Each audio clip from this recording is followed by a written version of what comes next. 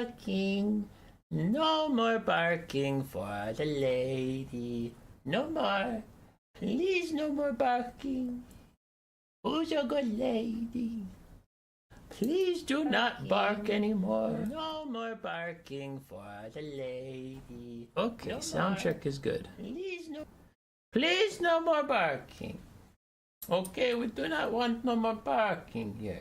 Barking is bad, little Hazel. Barking is very bad. Who's my good girl? Who's my good girl? It's Hazel. It's Hazel. Imagine for yourself the cutest puppy in the whole world, and now grab her little ears and stick them up like flags and wiggle them around. That's Hazel. And she's like, Dad, stop playing with my ears. Dad, ah. But your tail's wagging, you're licking my face, so I think you like it. I think you like it, you're so good. Hi, everybody. Show dog or Rito? Never. Never. What's going on, people? What's happening? We got patch notes today. Okay. So the multiplayer specific ones aren't up yet. We're getting 404 cookies. Maybe they'll be up by the time we get going.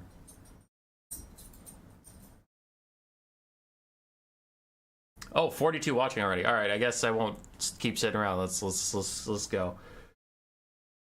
Where are the unit patch notes? I'm too blind to find them. If you scroll all the way down in the multiplayer section, there's an extra link. Where? There it is. Multiplayer stuff. For the full list, head to our forum post. It's currently a 404, so hopefully it'll be up soon. But there's other stuff. There's this stuff to talk about. So what's up, guys? We got a DLC coming out. I've had early access for a bit. It's good. It's good. I'm excited about some stuff that not a lot of other people are excited about. Like campaign players aren't exactly excited about the chariot changes, but I think the chariot changes are great. All right. First three things are just Gorbad and Golgvag and Skulltaker came out. Congratulations. A lot of new lords and heroes. Probably too many, because that's 12 lords and heroes, 15 units, and then 9 regiments for now. But regiments for now are just the units. So really, the DLC split of units here is 12 lords and heroes and 15 units. That's almost 50-50. And then of the 15 units, you have the Colossal Squig, you have the Ice Snowhorn thing that I'm forgetting right now, but you get the point. Sabertusk. No, the Thundertusk. So there's 2 single entities I'm thinking of. The Slaughter Brute is a 3rd single entity. The Eshin Maneater is a single entity. So off the top of my head, I listed 4 more single entities that are getting added. So now the ratio is like 12 to 11. 16 to 11 single entities to regular units. So I don't know. This DLC has a lot of single entities in it. A lot. Arbol is a free LC. Honestly, out of the 4 lords, Arbol is my favorite. Gorbad or Arbol, but Arbol's really good. You're going to see him a ton. He's actually just a really good character for multiplayer. For campaign, I don't know, man. I don't know. Can you go back to Beastman real quick? Oh, sure, brother. We actually haven't got to the Micrite phase, so your troll doesn't quite work. Okay. Content availability, skip all that nonsense. Immortal Empire's campaign updates. There's more Cathay provinces. Wow, that's crazy. Wherzeg got moved to the Southlands. Okay, that's fine. I didn't like him at Ekrund anyway, I guess. Whatever. No, it's cool. No, it's all right. Just move Wherzeg. Wherever you feel like putting Wherzeg, why don't you just put him there? I'm not mad. I'm a little mad. Demonic Reforging, what is this? Over the lifetime of the game, demons have generally seen lower uptake than mortal units. Yeah, because that's if they get low enough, they just instantly fucking die. But I guess that's none of my problem. Heavenly armor windows. To help bridge this gap, demon units with the demonic trait can now be reforged after dying in battle. Similar to the Dead Rise Again for the undead. Oh no! Oh no, no, no, no! Oh fuck! No, please! No! I'm uninstalling the fucking game. I'm not ready. Fuck this game. I'm a Fortnite streamer now. I can't do this. I can't, dude. I don't know if any of you know, but with my last two campaign streams, I don't stream campaign a lot, but my last two campaign streams, I was playing a multiplayer campaign, and then I was playing a single-player challenge campaign, and both times I ran into the fucking undead, and the undead with their, like, the Dead Rise Again thing, I stomped their ass in battle, I killed them all, and I'm like, yes, I won the battle, I did great, and then they walk away, they show up with a 20 stack, because apparently they just get to get all their fucking units back at half HP, and I know, that's lore accurate, and people are like, well, they just raised more zombies, and all that fucking shit. But it was so infuriating that it's like, I would have been better off losing this battle because crushing your bitch ass gave you half your army back. I hate it, and I'm not ready to fight Korn and Slaanesh and all these things. They just chuck their troops at me, and the battle lasts 1 fucking second, and I take a ton of damage, but I win, and I'm like, I did it! And then they back up, get their entire army back because the demons rise again! I'm not ready! I can't handle it! I hate that mechanic so much. You have no fucking idea how much I hate fighting the undead right now. And now all the demons get it too. No. I'm gonna specifically play campaigns that only deal with mortal, alive units. I'm gonna go to Lustria and just stay there. Oh, I hate it. I absolutely hate that mechanic so much. I get it, because demons suck, but I never support congratulations on winning, it was bad for you mechanic. But if you enjoy it, that's fine. It's just a pet peeve of mine. Okay. Victory consistent changes, landmarks, yeah. 4 more coordinate versions of existing landmarks in Lustria. Okay, if Khorne gets Lustria, that'll be fine. Campaign of Khorne. Redesigned with the Skull Throne. I mean, you've probably seen this in other videos, so I'll just kind of move through this slowly. But you can read if you want to. I'm not, like, the best campaign streamer, and I don't really play campaign on stream that much, so no one really cares about my campaign opinions. But Ogres and Khorne got some needed updates. Khorne's campaign was just snowball and win, or lose momentum and die, so it needed a little bit more width to it. Ogres was just miserable. Everybody agrees with that, so good for them. Heavens of Death, spell lore is getting added. The Ogre Kingdoms is fine. I think Heavens especially will be nice for campaign, because I did have some issues horde clearing with stuff. I mean, like, as much as I enjoy casting Burning Head over and over again, I do like Heavens when I play campaign, because Heavens sucks in multiplayer. So I like to play with the lores that suck in multiplayer when I'm in campaign, because then it just doesn't matter. So I like dropping comment on fools. Love it. Love it! Orcs and Goblins. Man, they're really pushing this Orcs and Goblins and not Greenskins thing, huh? Okay. Ooh, Scarsting changes. Everybody shut up. I care about this one. Scarsting's my favorite Greenskins campaign. Keeping orc recruitment buildings locked until Carrick 8 Peaks is captured. After capturing Carrick Peaks, you can use orc buildings across all settlements. Okay. Yeah, that's pretty big. It used to kind of suck to only get orcs if, like, in Carrick 8 Peaks. It made it a nuisance to move your armies around. Cool. Tech tree.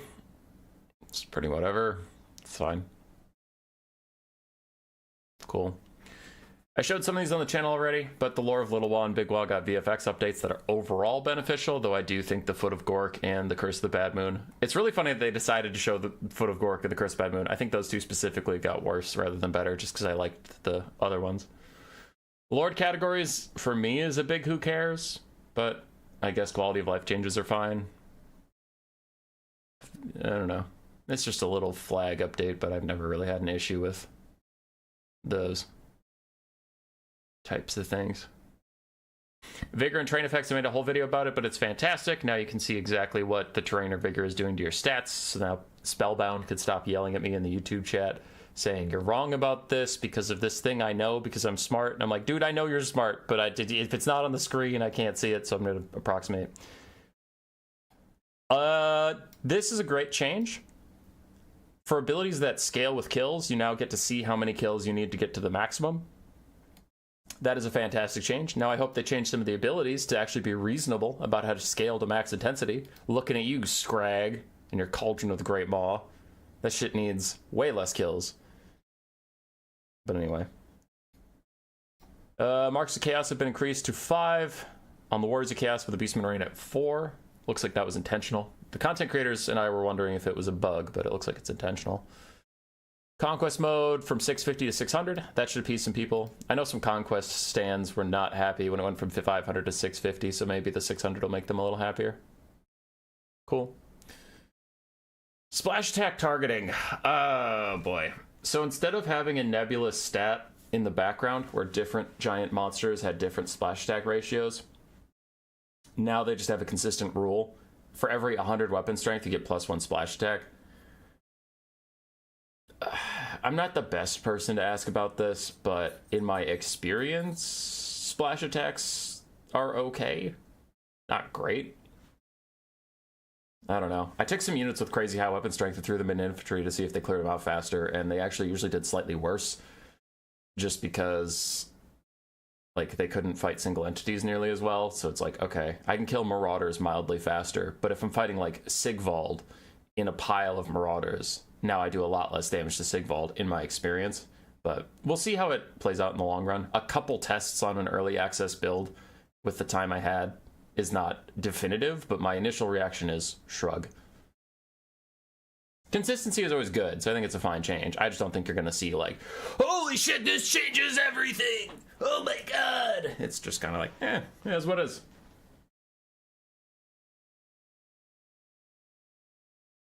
Alrighty. Chariot collision attacks, this is really great. I talked about this in a video as well, but collision attacks moving from 1 to 1 to 2 to 2 is really good. This means it hits twice as many models, but the weapon strength is divided in half. But this just makes charges more consistent, because it felt like previously, if you charged through a unit of, let's just make an example, Marauder Berserkers, if your chariot hits one, it does damage to that one, and then happens to hit, like, 3 other models at the same time, it feels like it would just knock those other models down, but it wouldn't deal any damage to them. And then it would continue the charge, but a lot of models in its way are already knocked down, so I don't know. This 2 to 2 in my testing with chariots, it just made them do a lot more damage to infantry, but it didn't change cavalry interactions at all. So chariots are still garbage against cavalry, which is ideal, because chariots are anti-infantry tools, like historically and in design. So that's a fantastic change. Because you want chariots to be able to break up boxes, beat just infantry spam, clear out infantry from like points in domination or conquest, but you also want chariots to have defined counters, and that counter is mass. So yeah, this is great change. Again, we'll need more testing to see how it fares in the broader landscape of multiplayer, but in my limited testing on early access, chariots just felt like exactly like a chariot should. It's like, oh, infantry? No problem. Buzzsaw through infantry all day long as I'm microing my chariot. Obviously, if I forget them and leave them in infantry for a while, they're going to take a lot of damage, and that's good. But as long as I was microing them, yeah, my chariots could just infinitely clear infantry. As soon as cavalry got involved, I was completely fucked. Like, you know, Empire Knights would lock up 1 or 2 of my chariots and kill them, and my chariots couldn't path out, which is fine. So, yeah, it was good. Modding? What the hell is this section about? Oh, you're just thanking a bunch of people who added stuff that you wanted. Colossal Squig. So they're just crediting all the people that they took the units from. Cool.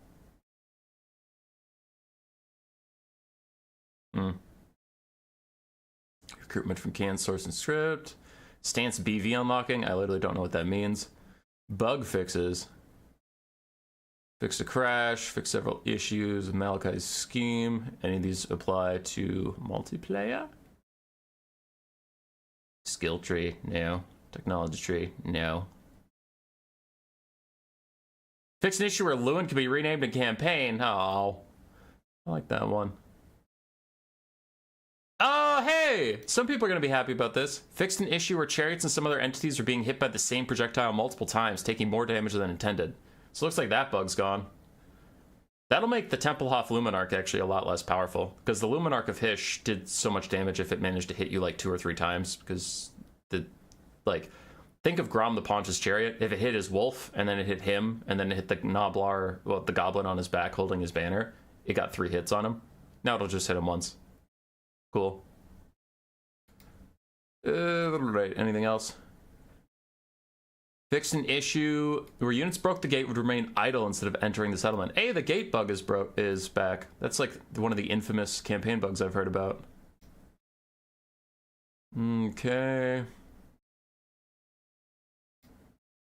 Fixed AI issues, that's all good. Fixed an issue with some of these things. Okay. I don't know how much of these matter to me. Cool. Let's see if these multiplayer updates are in place yet, or if we're still getting the 404 bug.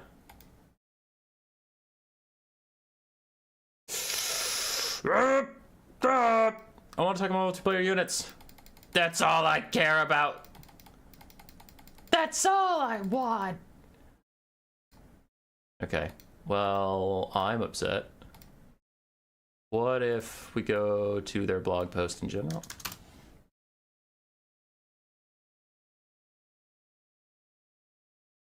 What's next? Patch notes.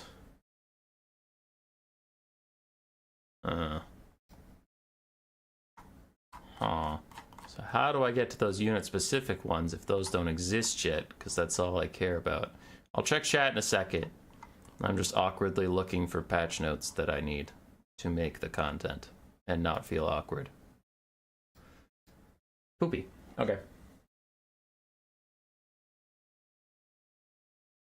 Haven't we read that they've done that in several patches? This is the first time I remember reading of it, but I also usually skip the like VFX or bug fixes because they're super generic. Steam Tank stays banned. Yeah, dude. I mean, we'll see the unit-specific nerf soon, but here's the awkward thing is I know a lot of the unit-specific stuff because I was playing the patch for a while and investigating certain things. Like, these aren't patch notes, but certain things I was just looking at because I was interested in them. And the Steam Tank landship are still as oppressive as ever, in my opinion. What screen is this on? All right. There we go.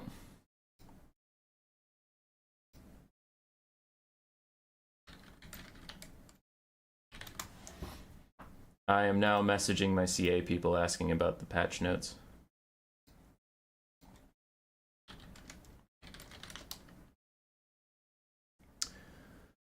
Link in the notes. It says error 404 to get to the multiplayer section. Let me find the actual link for him. Head to our forum post.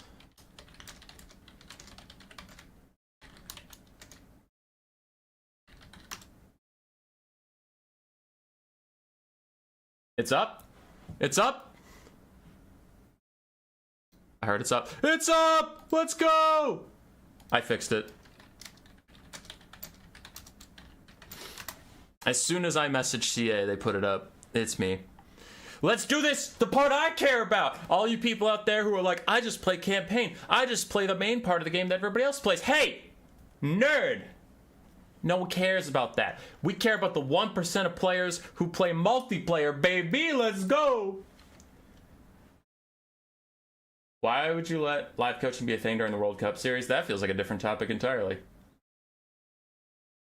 All chariots are good now, even if it's single entity. Multi-entity fared better in the buffs, but yes, all chariots do feel slightly better. All right, let's go. Multiplayer specific changes, the stuff where I actually have strong opinions. Chaos Dwarves. Zatan got some significant cost decreases, still trying to make him better. And Hobgoblin Archers actually got a huge buff. Okay, they lost 1 base missile damage and they lost 1 armor-piercing missile damage, but they got 33% more models. That is a 33% damage increase, so they lost like 9% here, and they lost 33% of their armor piercing. But overall, Hobgoblin Archer's got a pretty big damage buff. And then Zatan got a decent cost reduction. I still don't think you're going to see too much Zatan. I really don't. His problem is being not good enough of a melee lord to bother taking him, when you could just take a caster lord instead and stay cheaper. When the Chaos Dwarf's problem is their roster is too expensive. I know, like, I started to make a point, and then I felt like I was contradicting myself. But the Chaos Dwarf's problem is they don't have enough money to go around. We saw that in my Infinite Funds tournament. Chaos Dwarf started slamming once they could take all of their great units with infinite money. So lowering Zatan's cost sounds like it would be good, but the problem in general is you don't have a lot of money to go around, so you probably want your lord to be a caster, and Zatan's not a caster. So it's like, okay, do I have the money to take a melee lord, put him on a mount for a net? He's just a net caster. He's an okay melee combatant. And then take a hero that's going to be a caster on a roster that's already strapped for cash. Or am I just going to take a caster in the lord slot because I'm strapped for fucking cash? So, I don't know. You would have to do some crazy cost reductions to make Zatan worth it, or he needs to be more worth it for your unit slot. Not as a character. As a character, he's probably going to be pretty gold efficient, but you don't need him. And you need the money elsewhere, where it's like, all right, Zatan's got to bring more to the table. He's got to be like an absolute melee juggernaut, and he's not. He's just okay. Dwarfs! Thunderbarge, plus 200 gold, baby! Thunderbarge is nerfed! We did it! It's coming back! I'm gonna unban it from all my events because this makes it way more interactive and fun and interesting. And never mind, fuck that shit, it's still banned. It's still banned from all my events. Because it's inherently problematic. Just having a aerial unit where if you don't take enough shooting units, or even if you do, it just kills them anyway. But it's like, I don't know. It's just so unfun in multiplayer. They removed its collision attacks, which I didn't know it even had. So good for that. But 200 gold is not going to change the fundamental problems of this thing. Contrarian, it can work in your experience. All right, dude. All right. Can you back up to Beastman, please? I think I missed it. Yeah, there is no Beastman section. Get wrecked. Other than this, I think the dwarves are still going to be S+ tier, along with Empire. Demon Slayer and Dragon Slayer, getting 100 gold cost increase is okay, but we've already limited those in our tournaments, and still dwarves get constantly banned, or if they don't get banned, they get picked and they win. This roster, it just has fundamental problems and is far too strong to really deal with, but maybe, here's my maybe. With the chariot fixes, chariots were one of the natural counters to dwarves, and part of the reason dwarves are so strong is that their natural counter chariots have been dog shit for so long. So maybe with the chariot buffs and these couple Demon Slayer, Dragon Slayer nerfs, maybe dwarves fall to like A tier, but we'll see. Currently the roster is just way too cost efficient and too flexible. The Empire. Okay, Empire's still going to be S+ tier in multiplayer again. They got more buffs last patch that made them actually harder to deal with because the Royal Altdorf Griffites are now really strong, along with the other things that made Empire really strong. These nerfs look cool. Let me just tell you, they don't matter. I took the Fireborn. I took the Royal Altdorf Griffites. I took the Rotting Riders of Nurgle. So any anti-large armor-piercing cavalry I could, and I charged at a land ship sitting literally still, and it killed them all.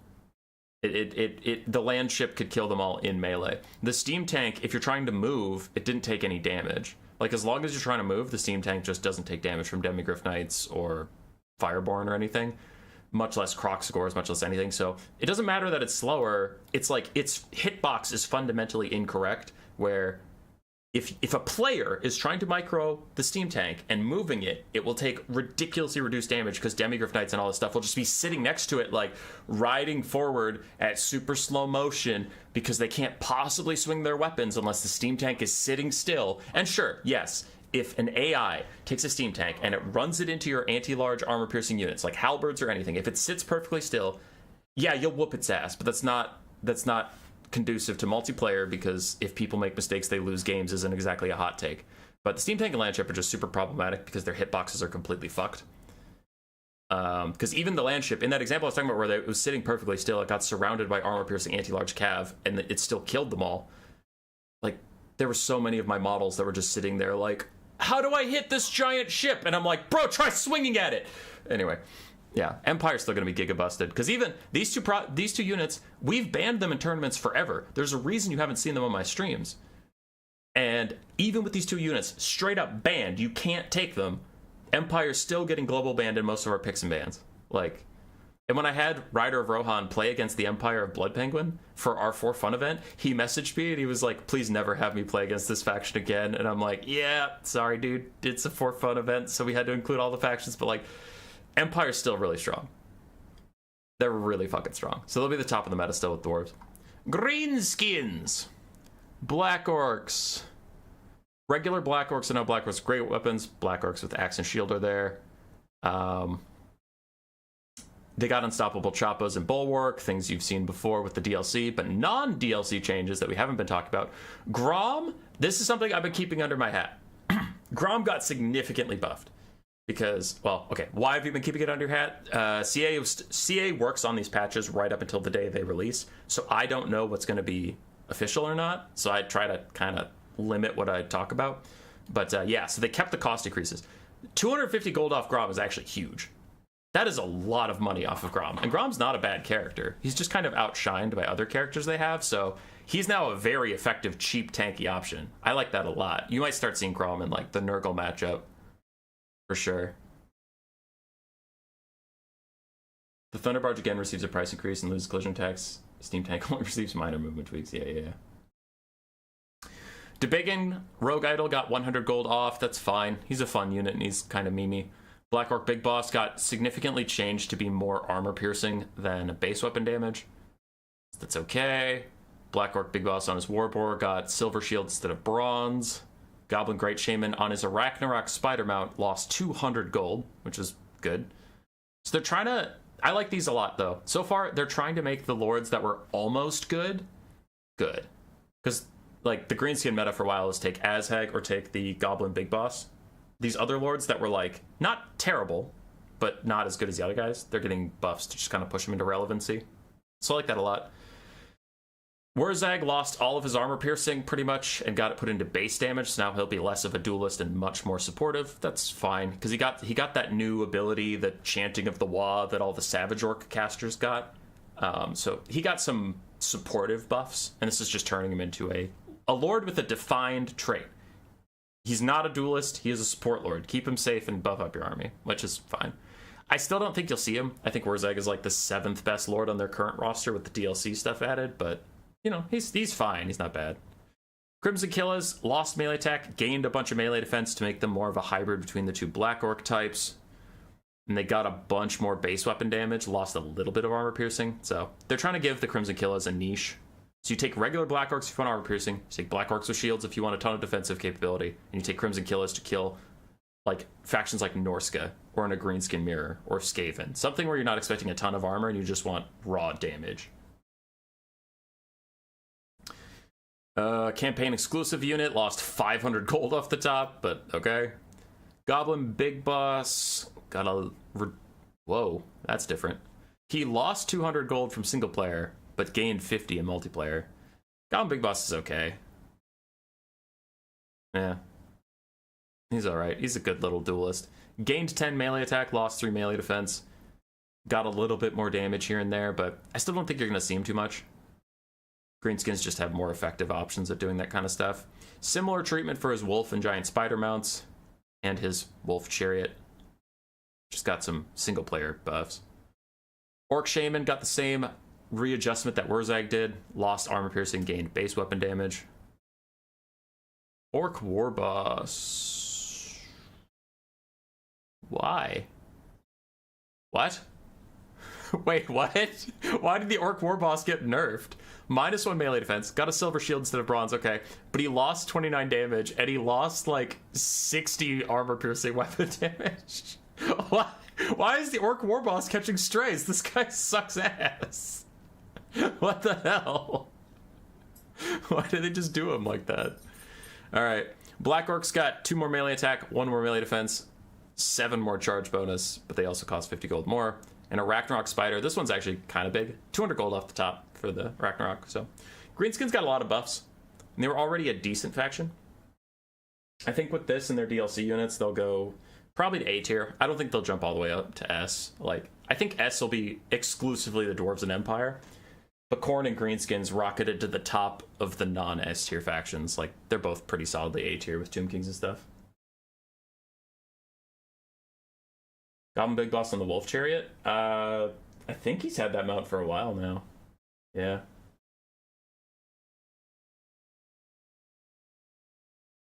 Ground the Paunch with cherry puffs. Oh, that's a good point, Contrarian. He also got the cherry puffs. Khorne! All Juggernaut units. That counts the mounts of the Lords and Heroes. They got faster run speed and faster charge speed. They're just faster. Skull Crusher's 100 gold off the top. That's pretty good. Chaos Fury's 100 gold on top of them for single player. Oh, wait. Those are both single player. Fuck those. I don't care about those, but they're cheaper and more expensive, respectively, in single player. Single player, single player, single player, single player. Juggernaut of Khorne, so we already covered that. Ooh, actually, no. This is melee attack. Blood Reaper got a couple tiny buffs for his Juggernaut. So did the Herald of Khorne. Single player, single player, single player, single player. Okay. So Khorne just gets the DLC stuff and then slight Juggernaut buffs. Juggernaut is those, like, armored pig calf looking ass things.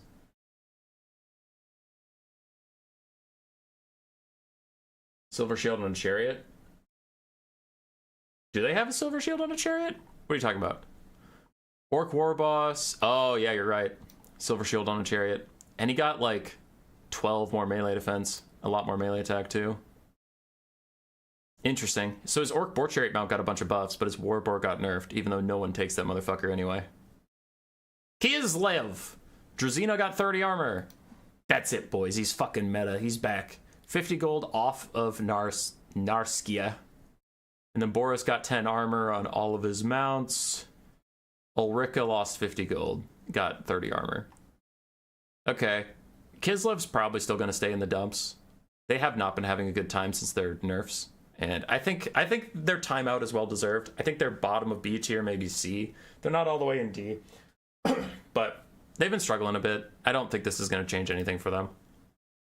Norska. Okay, so listen, I had early access. I know. I was hoping so bad I wouldn't have to make this meme. Okay? I just want you to know, you Norska enjoyers out there, I'm on your team. All right? I promise I am. Norska's fixed, baby. Marauder Berserkers got some more run speed. That's it. Whole faction's fixed. Whole faction's fixed. What do you want? What do you degenerates want out there, Norska? Okay, last patch, we gave your Marauder Berserkers walk speed. This patch, we gave you run speed. That's all of the speeds. That's all of the speeds. You have all of them. What more could you possibly want? A generic caster lord, so you don't have to take Wolfric or Throg to deplete your own funds? Shut up, nerd! You don't want a lore passive that increasingly relies on physical resistance in a game that is increasingly getting magic damage all over the place? Shut up, nerd! You want some different infantry options that aren't all low armor except for Marauder Champions who are kind of okay but really expensive for what they do? Shut up, nerd! You shut up and you take your mild run speed buffs and you like it.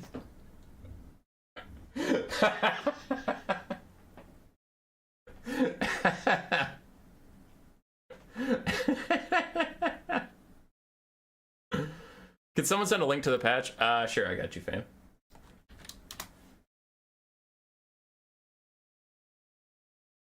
Nurgle! Chaos Warriors got +2 attack. Chosen lost 100 gold off the top. That's okay. Nurgle's kind of in the middle right now. He could use some more buffs than that, but there's bigger things going on. This is a DLC patch, so I'm not shocked. We're getting minimal changes, but yeah. Ogres. This one's weird. This is weird. I remember this too. Ogres lost Wallbreaker, which I don't know. Whatever. This is what made that faction interesting. Lead Belchers can shoot walls now, but I don't know why Ogre Infantry lost Wallbreaker. So, Stonehorn mounts give 5% more missile resistance, and then there's a bunch of siege-related stuff. Tyrant lost 200 gold off the top. That is really big because ogres have had a hard time taking the Firebelly hero because they didn't have a cheap lord option to go with it. If the Tyrant is actually cheap, then he might start being worth it because he was like borderline decent.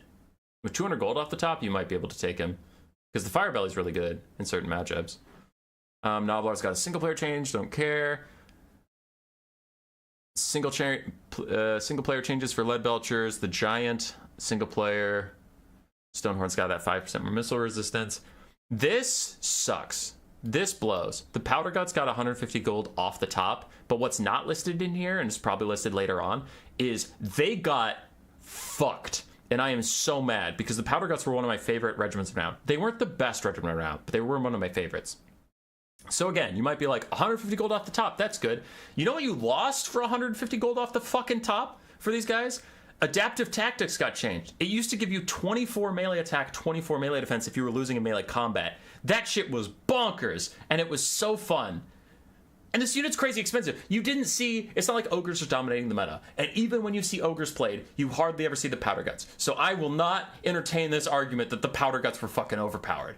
But anyway, 24 stats when you're losing melee combat. That's now 10 melee defense and 5 melee attack. So yeah, you get 150 gold off the top, but you lost, quick maths, 14, if I remember which one is which one's a 10, which one's a 5. You lost 14 melee defense, and you lost 19 melee attack when you're losing melee combat, which was frequent because think of the use case. If enemy cavalry tried to get in your backline and stop the ogre pistols from firing, they'd get a free charge on you. So when they get their charge on you, you would get your plus 24, pretty much negating their charge factor, like you'd fight back really strong when cavalry charge you, and then by the time the cavalry charge bonus wears off, well, cavalry is entirely balanced around their charge bonus, so they lost all of their momentum. They've lost everything, and then you lose that 24, but you're still fucking man-eaters beating the shit out of cavalry. It was great, and it was the only reason to take this fucking unit, and it's like, oh, well, we made him a little cheaper, and I'm like, thanks, but I don't care. If you give me a rotten banana for 50% off, I'm not going to buy it because it's a fucking rotten banana and I don't want it. It doesn't matter how cheap it is at this point. So I'm pissed, but whatever.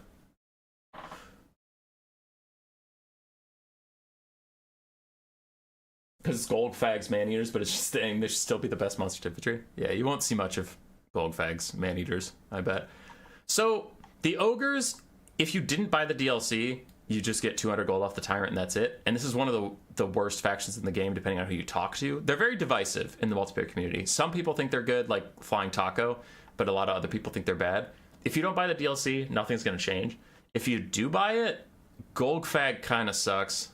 The new heroes kind of suck. The Eshin guy kind of sucks. He's funny, but he sucks. So really, you're just buying the DLC for Piggyback Riders and the Thunder Tusk. That's about it. So, I don't know. Ogres are not going to move up very far. Corn and Greenskins, very, very improved by their DLCs. Ogres just kind of got some flavor stuff. The Piggyback Riders and the Thunder Tusk are good, but I don't know if that's enough to drag them out of, like, debatably D tier into A or anything. Tomb Kings, 20 gold nerf to Ark in the Black's horse, but a 60 gold buff to his chariot. Oh boy, guys, that's going to shift the meta. This might, actually. Sphinx Usef is 100 gold more expensive, and it lost 2 melee attack. I mean, 100 gold is 100 gold, but at least they're nerfing it a little bit. And then Ark and specific cripples, so those are campaign exclusive. The Tomb Kings meta is still going to be 2 kitty cats. Cetra, before you ask, yes, I tried Cetra with the chariot changes. It is better. So Cetra went from being good on his chariot to being good plus on his chariot. The problem is he is great on his War Sphinx, and the War Sphinx is cheaper. So you're still never going to see the Chariot of the Gods, just because it itself is a good unit, but the War Sphinx is better. So, I don't know.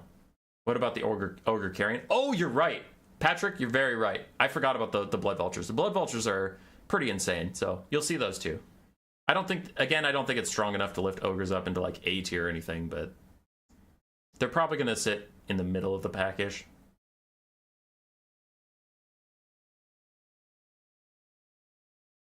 Silly Funny Ratman, can you talk about any changes to Hazel? Oh, yeah, Hazel. She got nerfed by 13% because she is sleepy. She's sleepy behind me. Tzeentch, this is a big change for my Tzeentch enjoyers.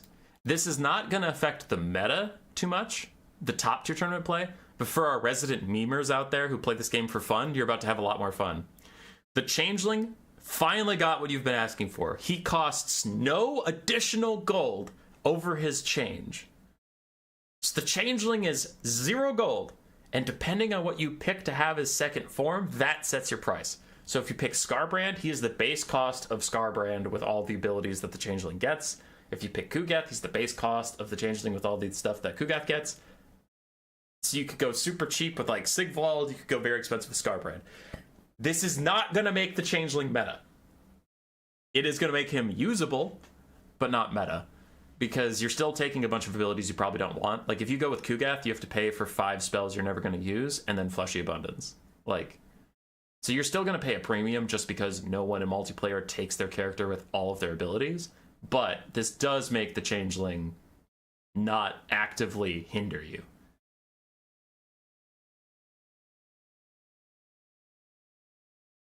Alright, Exalted Lord changed to metal, got 200 gold, cost nerf, so he gained gold, which is interesting. So did the Tzeentch one.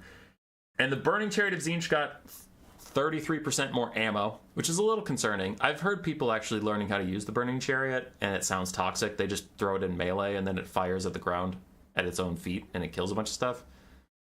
If that's true, that's annoying.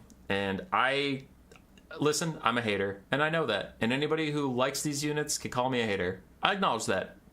I acknowledge my bias. I don't think flying skirmish is ever fun.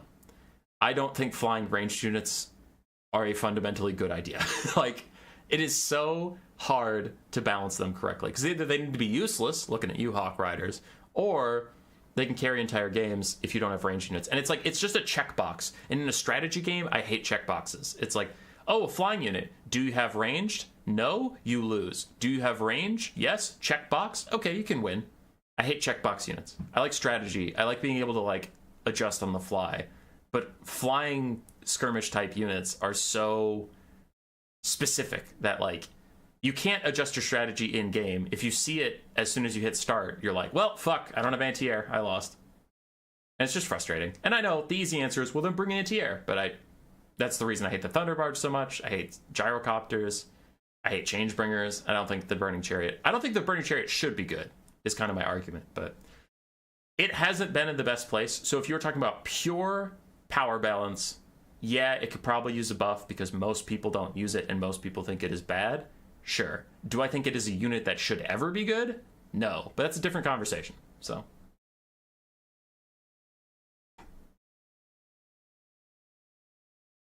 Vampire counts. Graveguard Halberds lost 75 gold because no one was taking them. Feasters in the Dusk. So this is weird. Crypt Ghouls got more armor-piercing damage, less base weapon damage, but it's only a ratio of 4 each. The Feasters in the Dusk, the ROR, got more HP, more armor, and then the same changes. I'm wondering why the regular Crypt Ghouls didn't also get hit points and armor. Seems weird, but I don't know. That's not enough. Crypt Ghouls are still gonna suck. They have too many fundamental problems. It's not just like, dude, if only they had 4 more armor piercing at the cost of 4 base weapon damage. Boom, they're meta now. They're just kind of trash. Warriors of Chaos, big list of changes here. Chosen with Grey Weapons lost 100 gold. Chaos Warriors gained 2 melee attack. You do have to remember that they also got the buffs of Nurgle. Because they can access that with the Marks of Chaos. So, mildly double buffs there for the Warriors of Chaos, but not too many. They do get passive buffs just from DLCs being Chaos flavored. They usually get access to some of those units. So, Warriors of Chaos got buffed as usual. Durthu! CA said whoopsie for the last time they buffed him. 100 gold cost increase. He lost 500 hit points and he lost 4 melee defense. It's a mild nerf, but it is a nerf. I'll take it. Covadil got the same treatment, but he's campaign exclusive. Wildwood Rangers lost 4 bonus versus infantry.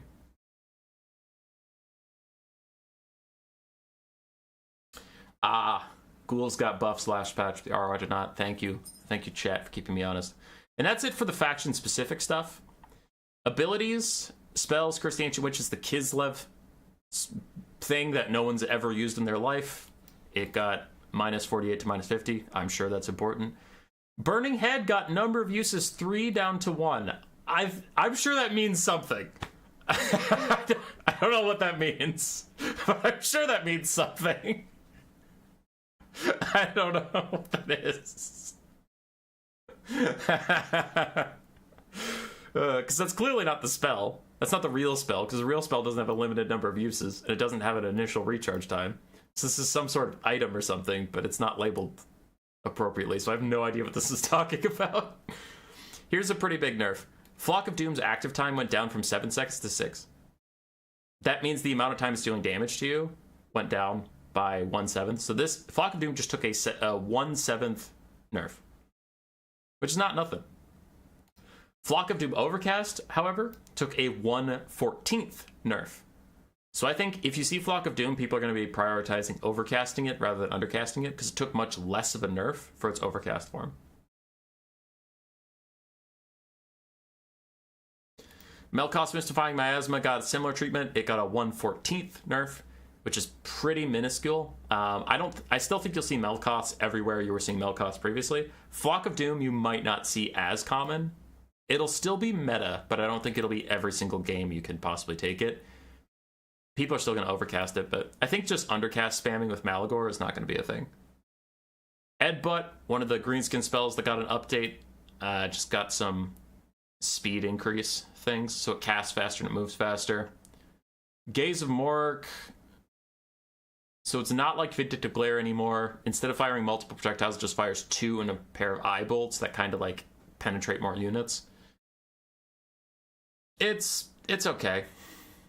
I used it on some stuff. It's all right. It's like Amber Spear. You got to angle it correctly to really get good value out of it, and that's difficult in a multiplayer game, but it's not bad.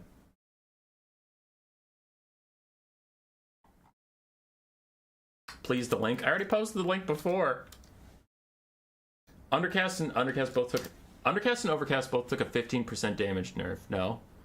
Melkoths? That's not 15%. That's 1/14th. What's 1/14th? Because 1 divided by 10 is 10%, so it's above that. This is like a 6% damage nerf. What's 1 divided by 14? It's a 7% damage nerf. Ogres! Okay. Ogre army abilities, Gluttony and Stone Shaker? I don't know what Stone Shaker is. I think that's a campaign thing. So I don't know. The Ogre's army ability got updated. I think it feels worse than chasing down enemy units to get your abilities. And so I feel like it's a nerf, but then some other people who had early access were telling me it's actually a crazy buff that's super abusable. And I guess I'll say it. I was debating whether or not talking about this because more people would know and more people would abuse it. But I suppose the people who find out will abuse it, and then other people will be confused. And also, hopefully, telling people will let CA know. Since I've already mentioned it to them in private. But the Ogre's army ability has a significant abuse where you get army ability while you are charging, not when you have charged, past tense. So if you take a Blood Vulture, a flying unit, and you click on a ground unit and start charging, you build up army passive. If you cancel that attack order, the Blood Vultures fly back up into the sky immediately. They never landed. Your Blood Vulture never got into melee, but you got a bunch of army ability. So some people found out that you can take 2 to 4 Blood Vultures and just sit them over the melee front line and just charge, cancel, charge, cancel, charge, cancel, charge, cancel, and build up a bunch of army ability very, very quickly. And then use the Blood Vultures like normal, but now you have a ton of stacked Ogre army ability for the rest of the game. So I don't know how we're going to mitigate that in multiplayer. I don't know how you even begin to police that. I just don't know. Like, what do we do? Ban Ogres because they can charge army ability quickly? I don't know. It's messed up. So I got to think on that. We got to see how abusive it really is. Obviously, we're not going to do anything right now. The patch will come out tomorrow. People play Ogres. We'll see. But it's something we'll keep our eye on. If like a ton of people are complaining about it, we'll have to do something. But that's not ideal. that's not great. All right. Unit abilities. Spirit of Gork or Mork. Plus 5% weapon damage. Cool. Mark of Yin. That's the Grace of Ki Yin special ability. It's just got rounded up from 24 to 25. Frost Wyvern's Toil rounded up from 48 to 50. Witness Me. Damage resistance versus all. What does witness me? From 40% to 20. That's pretty significant, but who is that? Weird. Gorger Onslaught. Recharge time from -1 to 60 seconds. Wait, did you just nerf Gorgers? Come on now. Okay, so this is the weird thing. This is the thing that was messed up. That ain't right.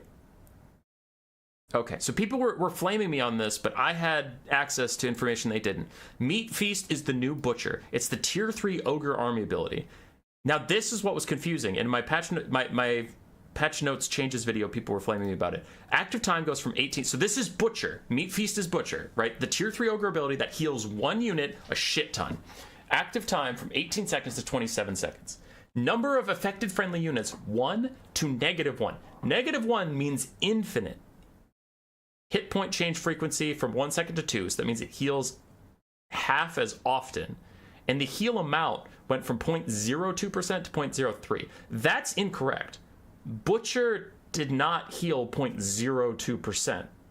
It healed like 1 or 2%, right? And the fatigue modifier went from 0.25 to 0.03. So this has been messy. In the early access build, it wasn't working correctly. It was still a single target ability, while the unit card tried to say it was global. Now the patch notes are saying it's global, and what I've heard from CA is it's meant to be global. So what I am hearing is it is supposed to be a global, mild heal for your whole army, is the tier 3 ability Meat Feast. What I saw in game is it was still a single target crazy heal. So I'm hearing multiple things, and in game, in the early access build, which could be changed, and we will see tomorrow, the unit card also said a 1.574% heal.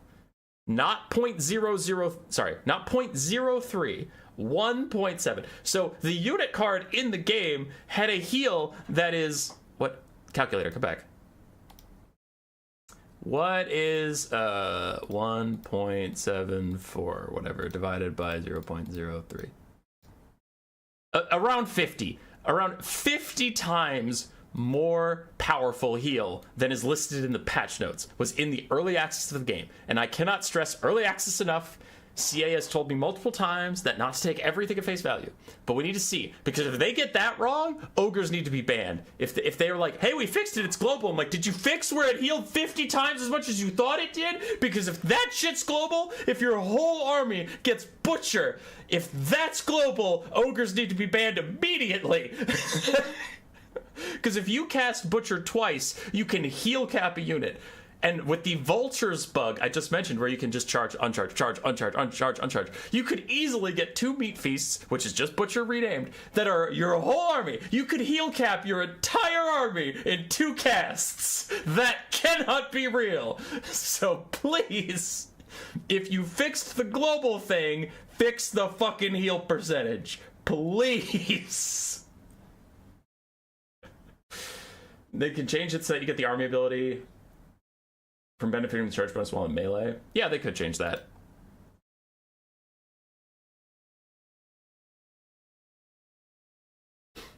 Damn you, Captain Telos. 0.81 heal is nothing, though? 0.81 heal? I mean, it's still a lot. Butcher is like 1.5. Oh, you're talking about the 2-second delay, so you cut it in half?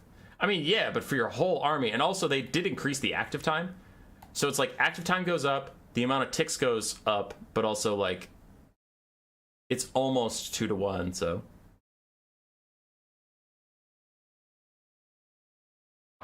Anyway, Dismember was the tier 1 army ability. It is now single target. It's no longer an AoE, but it does get some direct damage. So it slows 1 unit and then does damage to them. It's okay. I honestly preferred the AoE slow, but it's not bad. You'll still see a lot of Dismember casts. How much did CA screw up this time? We'll do our final conclusions in a second. Massacre used to be the tier 2 army ability. I mean, it still is, but now it gives some more weapon damage and some more melee attack. In the early access build, it lost terror. It doesn't provide terror anymore. I don't see that noted here. Now, it could have just been forgotten in the patch notes, or it could have been an early access error, and it should still provide terror. I don't know. but it doesn't last as long either. So kind of, Massacre got reworked. I won't say buffed or nerfed, just got reworked. Oh, Bruce Robinson. Yeah. You're saying that so little if it happens as it says it happens. True. But yeah, my main complaint is that in the early access build, there was a mistake where it was still healing the butcher amount. So it was heal capping units, but it wasn't global. But their intention is clearly to make it global. So I'm like, listen, if you fix the global thing, you also got to fix the percentage, because we can't just be butchering the entire army. I mentioned this earlier, but adaptive tactics, melee defense went from 24 to 10, and melee attack went from 24 to 5, making it okay, but not really that good. Warpaint of Warzag, 10% physical resistance in 20 more meter effect range. They're trying to move him further towards supportive rather than any form of duelist. And then March by Althor and Opportunistic Murderer just got evened out values. They're really trying to avoid like anything that's not a multiple of 5. Okay, that's it. Cool. There's a bug reporting area. Overall thoughts on the patch and on the DLC, because I think today was the DLC embargo drop where I can review the DLC, and I didn't want to make a separate video about it. So here's my thoughts on just like everything. DLC new units and stat changes all together. This patch is a net good. Overall, if you don't buy the DLCs, some of the buffs were fine. Some of the nerfs were fine. There wasn't anything. My main thought on things was like, blank didn't go far enough, not blank went the wrong direction. Like last patch, I had some issues. I had some conflicted feelings because the Empire, who was the top of the meta, the strongest faction, got only buffs.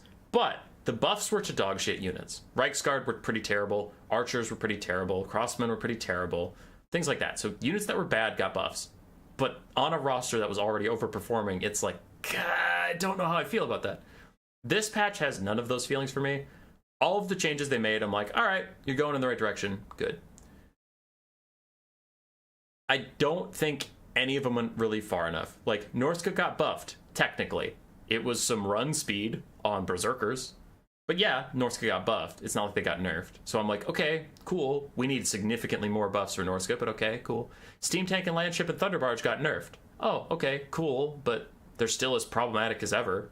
So they need to be a lot more. Chaos Dwarf's got some buffs. Oh, okay, cool, but they need a lot more to be relevant besides just single entity spam. So like, that's what I mean, is these changes are good. They're just not far enough. There are some pretty exciting things.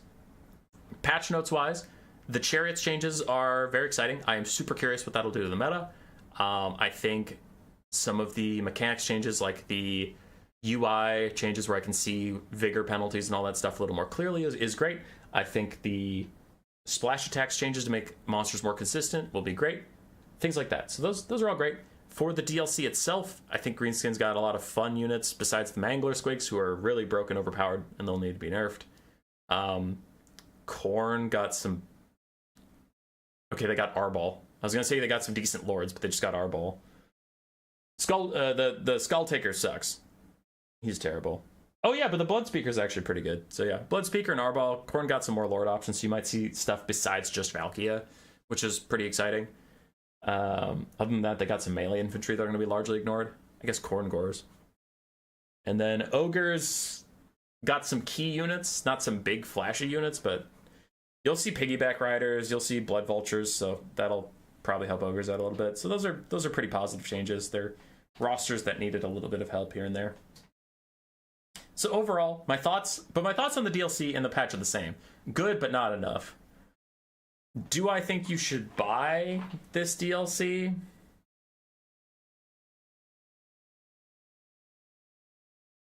I don't know. And that's the tricky part. I don't want to be negative. The DLC is fine, but it depends on your definition of fine. If you had $100,000 and you asked me if you should buy this DLC, sure, dude. If money's not a factor, sure. But bang for your buck, would I buy this DLC? I don't know. I don't play a ton of the campaign. The campaign streamers I've talked to have said the campaigns are fine. They're fine. So that's not exactly a ringing endorsement. As for multiplayer, Ogres have some key units, so if you're an absolute Ogre stan, yeah, I'd grab the Ogre DLC. Khorne got some important units, but the most important one, Arbol, is free. So honestly, 100% honestly, you could skip the Khorne DLC, still be a Khorne main, and do okay. You'd miss Khorne Gores, that's about it. So if you're a multiplayer player, Khorne can skip it. You can get it if you want to. I'm talking about meta. And then greenskins, I mean, unless you're going to abuse the Mangler squigs, you can also skip it. I'm trying to think of what you'd really miss out on for the greenskins. Colossal squig is whatever. He's okay, but you have other giant monsters to fill that role. Black arcs with shields, skip. You can skip those unless you're just playing domination. And Turin says they're good for domination. I don't see them as being that great in land battles, but whatever. You'll miss Gorbad because he's pretty fun, but he's not their best lord. He's strong, but their greenskins have a lot of great lords. I'm trying to think if there's anything like you actually would be significantly behind if you didn't have. Yeah, I don't know.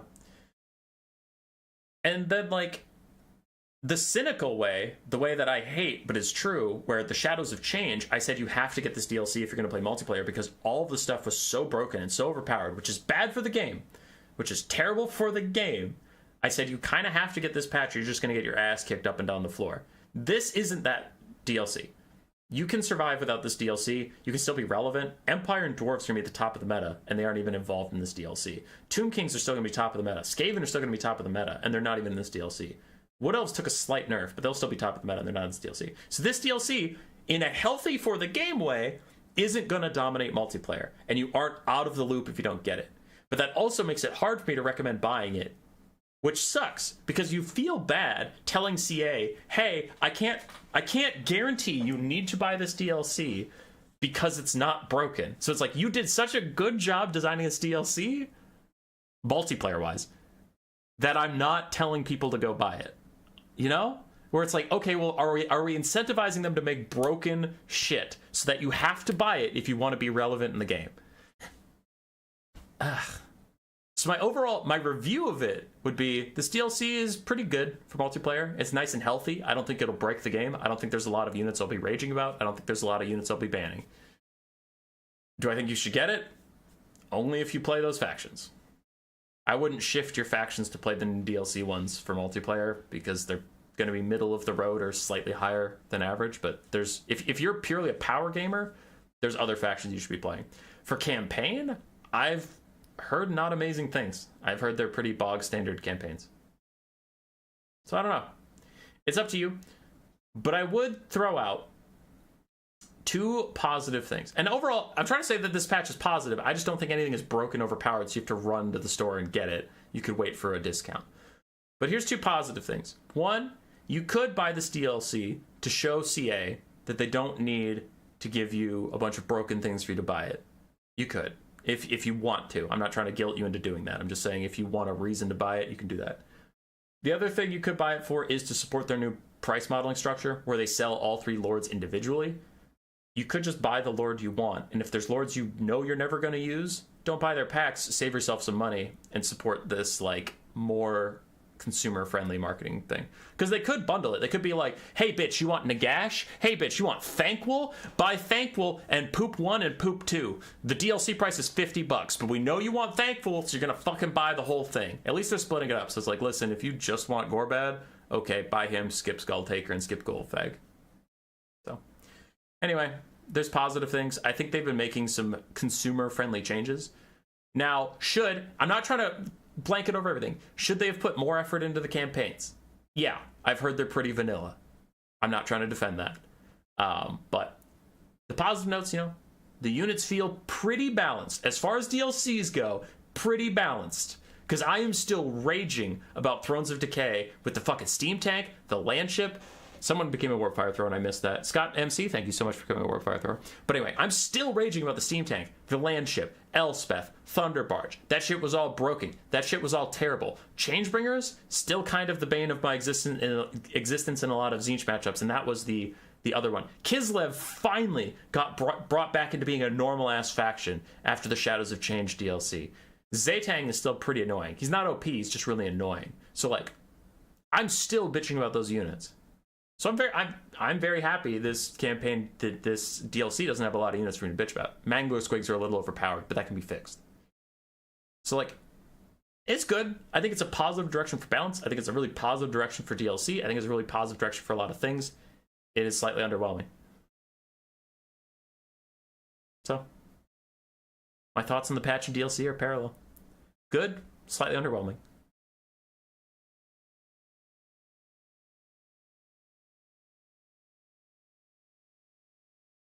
I wish they'd exclusively tie a lot of the broken stuff to campaign technology and skills, Scoob. I agree. I agree, Scoob.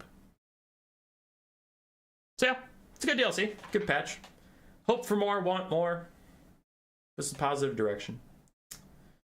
I thought about making a video bitching about the people bitching about me, but I decided it wasn't divisive enough. Because if it was super divisive, I could farm it for YouTube clicks and whatever, but I don't know. People complaining that I'm saying Mangler Squigs need a nerf, and they're like, no, I haven't gotten to play with my broken OP unit yet. And I'm like, I don't think broken stuff is fun, even in campaign, because then what if you fight against it? That's the thing, is they always think about, what if I play with it? Yeah, it's fun. What if you play against it, and then you're like, fucking Mangler Squigs are OP, god damn it, piece of shit. CA, fix your broken game. And I'm like, yeah, but you were all for it when you were playing with them. Now that you're against them, not so fun. Hey, there's 270 of you watching, 258, it's dropping. Which, fair. I'm at the end of the video.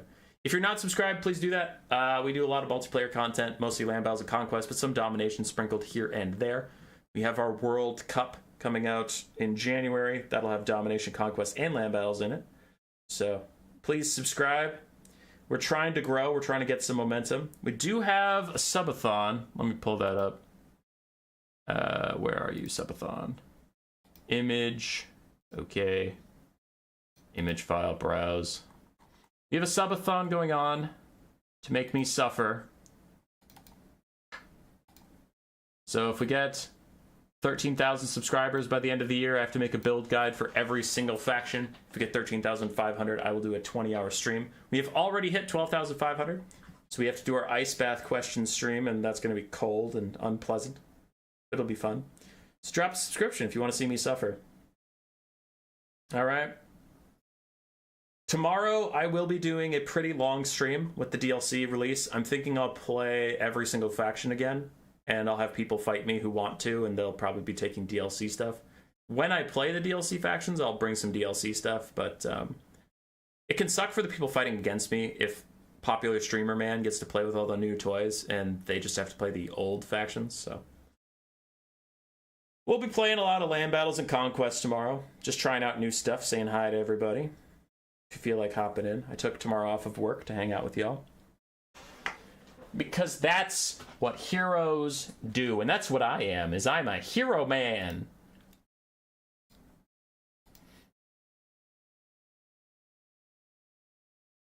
I gave like 2 weeks till Singer Empire and Dwarf players don't want this.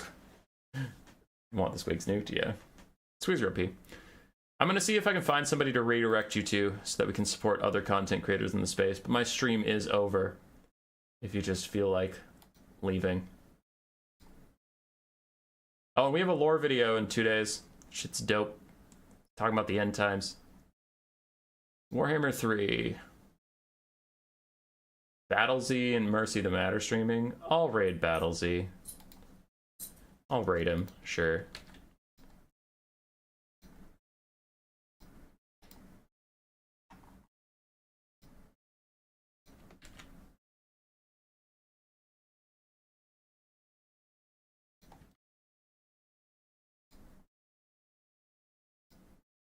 All right, I'm ending the stream. Go say hi to Battlesy from me. Bye, everybody.